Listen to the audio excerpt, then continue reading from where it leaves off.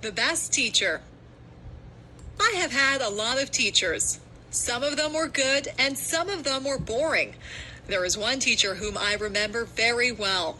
He is the best teacher that I ever had. His name was Mr. Alban. He was a history teacher. History is not my favorite subject. I don't really enjoy history a lot. When I was in Mr. Alban's class, he made history seem exciting. He was more of an actor than a teacher. If he was describing a war, he would make us feel all the emotions that the soldiers and their families would have felt. We could almost hear the guns firing and the people shouting. He would paint a picture in our minds that was very vivid.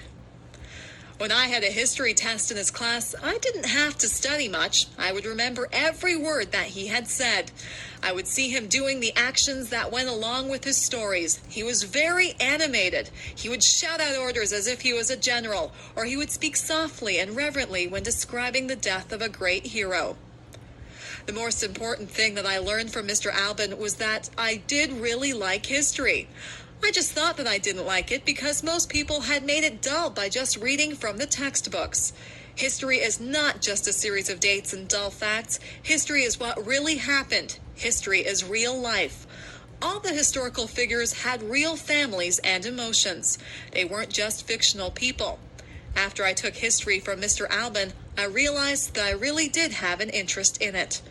He was my favorite teacher, and I will always be grateful to him for making me aware of just how interesting history really is.